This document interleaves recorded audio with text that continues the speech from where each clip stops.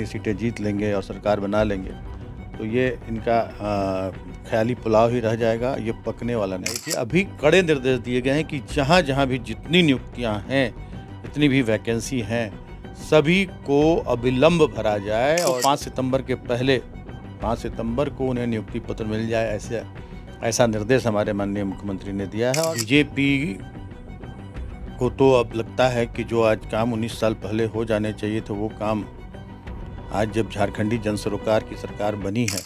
देखिए, ख्याली पुलाव पकाने पर किसी को रोक नहीं है, ख्याली पुलाव पकाते रहें। तो परिलक्षित हो गया कि बगैर किसी जिम्मेदारी के, बगैर किसी पद के, कहें जिम्मेदारी तो है पूरे झारखंड की जिम्मेदारी। चुनाव के रिजल्ट के बाद एक तरह से कहें तो झारखंड सरकार रेस है। झारखंड सरकार तमाम उन योजनाओं को गति देने में जुट गई है जिन योजनाओं को लेकर लगातार विपक्ष सरकार को घेरती रही है।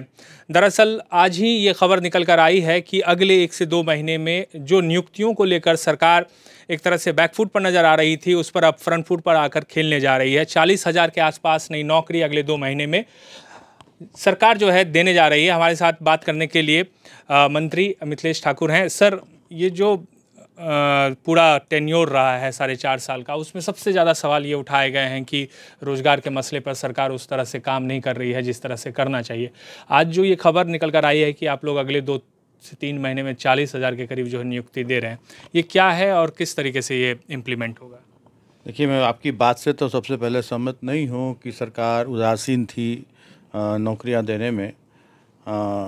सरकार तो पहले दिन से ही जो भी हमारा संकल्प था, हमारी जो चुनावी हमारा घोषणा पत्र था, उसको पूरा करने के लिए दृढ़ संकल्पित हमारे माननीय पूर्व मुख्यमंत्री हेमंत सोरेन जी के नेतृत्व में सरकार काम कर रही थी। आपने देखा कि कोविड आ गया, कोविड का दंश पूरे देश दुनिया के साथ हमारा झारखंड को भी झेलना पड़ा।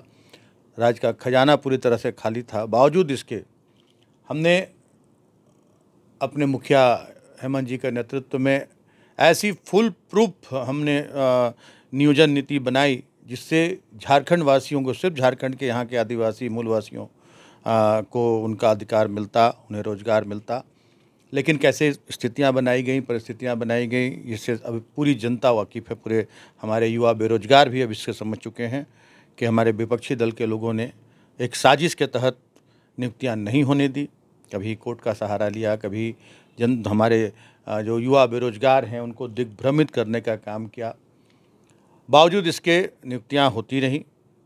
आज देखेंगे तो जेपीएससी आज पूरे अपने शेड्यूल पे आ गया है। लगभग आज ये परीक्षाएं हो जाएंगी तो अब कोई बैकलॉग नहीं रहेगा। और हमारे माननीय मुख्यमंत्री चंपाई सोरेन जी जो पूरी तरह से इस राज्य के एक एक समस्याओं से वाकिफ़ हैं और यहाँ के जो हमारे युवा बेरोजगार हैं उनके लिए चिंतित हैं।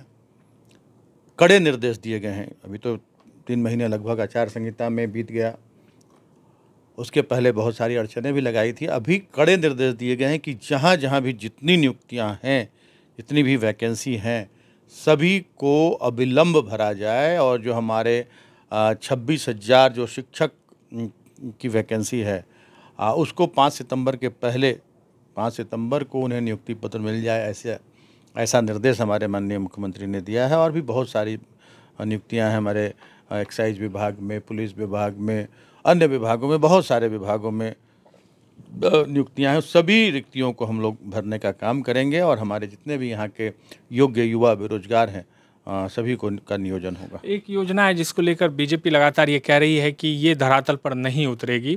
वो खटाखट जो 1,000 रुपये जो है 25 साल से जो ज़्यादा उम्र की महिलाएं हैं, 25 साल से 50 साल के बीच, उनको आप लोग देने जा रहे हैं।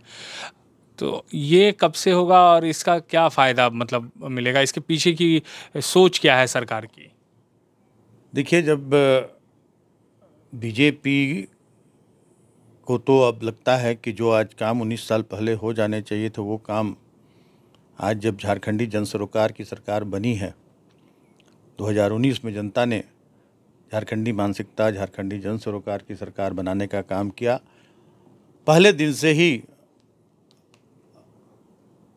इस सरकार ने हमारे देशम गुरु शिबू सोरेन जी का जो सपना था उसको पूरा करने का काम शुरू किया। और विश्वम गुरु का सपना था कि हम अलग राज्य बनाकर और यहाँ के वंचित, जो यहाँ के शोषित पीड़ित हैं, जिनका जो मुख्य धारा से नहीं जुड़ पा रहे हैं, गरीबी रेखा से नीचे हैं, उनको पहले हमें मुख्य धारा में लाना है और तभी हम विकास की परिकल्पना कर सकते हैं और झारखंड को आगे बढ़ा सकते हैं। तो उस सोच के तहत अंतिम पंक्ति के लोगों को कैसे उनका हक अधिकार मिले, कैसे उनकी हर तरह की स्थिति, आर्थिक स्थिति उनकी सुदृढ़ हो, सामाजिक स्थिति सुदृढ़ हो, तो ये सारी चीज़ों पर को केंद्र में रखकर सरकार काम कर रही है। और भारतीय जनता पार्टी को चिंता करने की ज़रूरत नहीं है, हम जो कहते हैं वो करते हैं। वो कह रहे हैं कि हम 55 सीट पे जो है पिछले लोकसभा चुनाव में हमको बढ़त मिली है। अभी हेमंत बिस्वा शर्मा आए थे, वो लगातार इस बात को कह रहे थे, लेकिन रिजर्व सीट जो है आप लोगों के खाते में गई है। 5 की 5 रिजर्व सीट आप लोगों ने जीता है।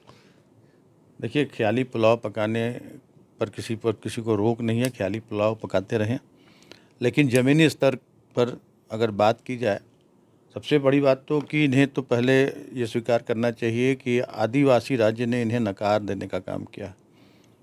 5 की 5 सीट जो बाबूलाल मरांडी के नेतृत्व में इनकी जो सोच थी कि हम आदिवासी सीटें जीत लेंगे, सभी आदिवासी सीटों पर इनकी हार हुई है।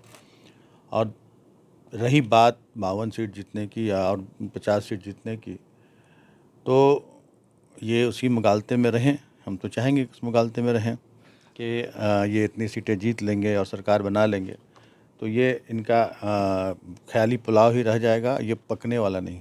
आखिर में ये बताइए, क्या कल्पना सोरेन की भूमिका आने वाले समय में बदलेगी? क्योंकि जिस तरीके से उन्होंने इस पूरे चुनाव को हैंडल किया और जो परिणाम आए हैं उसमें उनकी भूमिका काफ़ी अहम हो गई है। अब लोग कह रहे हैं कि हेमंत सोरेन के जेल जाने के बाद जब वो मन से बोलती थी, सीधा जनता कनेक्ट होती थी। अभी पिछले दिनों हुसैनाबाद भी वो थी, वहाँ अभी मौजूद थे। तो जो एक ये रहा है कि जेएमएम को लेके कि ट्राइबल की पार्टी है, तो उस बाउंड्री से बाहर निकलकर लगातार जो है लोगों का एक तरह से पार्टी की तरफ रुझान हो रहा है। तो क्या एक बड़ी जिम्मेदारी मिलेगी या फिर इस तरह का कुछ चल रहा है अभी? देखिए, ये तो आप ही कह रहे हैं कि ये तो परिलक्षित हो गया कि बगैर किसी जिम्मेदारी के, बगैर किसी पद के, कहें जिम्मेदारी तो है, पूरे झारखंड की जिम्मेदारी सोरेन परिवार पर है, क्योंकि उसी राज्य के निर्माता हमारे देशम गुरु शिबू सोरेन जी हैं और उनकी बहू है कल्पना जी।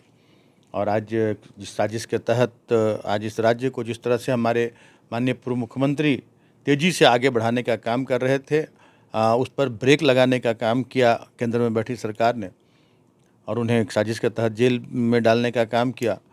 तो ये हमारे लिए कहा जाए तो क्राइसिस में एक हमें मुखर, एक प्रखर नेत्री झारखंड को मिली, झारखंड मुक्ति मोर्चा को मिली। और बगैर किसी पद के उन्होंने सिर्फ राज्य स्तर पर नहीं, राष्ट्रीय स्तर पर अपनी पहचान बनाई है। तो ये कहना कि पद देकर काम ज़्यादा हो सकता है, ये इससे मैं सहमत नहीं हूँ।